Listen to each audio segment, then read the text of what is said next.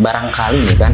Sebetulnya kalau di Kuningan, menurut saya kan kalau SMK kayak ada lah. Tapi kalau misalkan untuk jenjang kuliah yang memang membuka jurusan pariwisata itu kayaknya baru deh Pak. Baru di UBHI kayak. Kuningan ya, Kuningan Pak. Yeah. Kuningan. Itu kalau boleh tahu Pak, maksudnya itu nanti ngapain sih Pak gitu tuh. Barangkali ada yang belum tahu tuh. Pariwisata tuh nanti ngapain sih jurusan S1 pariwisata tuh? Apakah nanti healing terus setiap hari setelah lulus tuh atau gimana gitu, atau mengelola objek wisata, atau barangkali bisa menjelaskanlah sedikit. Berdasarkan pengamatan kami juga, ternyata program studi S1 pariwisata ini pertama kalinya juga ada, nggak cuma di Kuningan, tapi di lingkup Ciawi Majakuning. Ciawi Majakuning. Oh.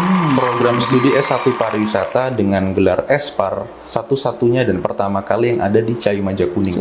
Dan S1 pariwisata ya, dan bergelar S-Par. Nah, kemudian kita ngapain aja sih kegiatannya di pariwisata? Ya, tentu healing juga bagian masuk dari, berarti.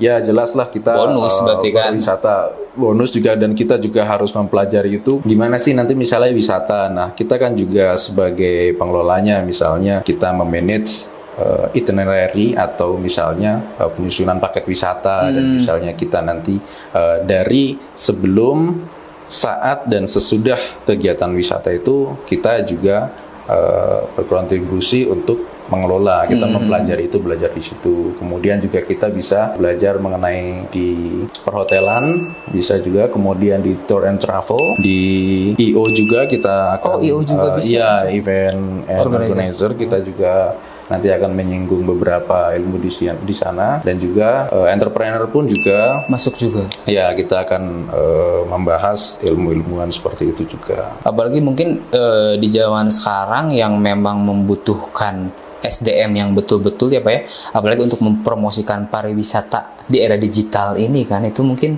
salah satu penting juga ya Pak ya. Ada juga mungkin. Iya sih, dan mengingat juga yang dekat-dekat ini misalnya di Kuningan, menimbang dari berbagai adanya potensi-potensi wisata ini kan juga bisa sebagai dukungan seseorang dan masyarakat juga untuk aware ya, ini berarti kita harus mengembangkan ini dan butuh nih SDM yang khususnya ahlinya. Dan juga misalnya di pemerintahan juga kita lihat terutama yang berfokus pada penanganan pariwisata. Nah, di sana kita lihat dari backgroundnya kebanyakan itu dari orang pariwisata enggak? Mesti kebanyakan kalau misal diamati mesti belum. Iya, banyak. Dan bahkan di Indonesia ya masih untuk bukan lingkup ini, kecil ya, lingkup besarnya pun kayaknya belum. Besarnya pun orang-orang yang ahli dalam pariwisata itu masih belum masuk di yang seharusnya. Ranahnya. Gitu. Jadi sebenarnya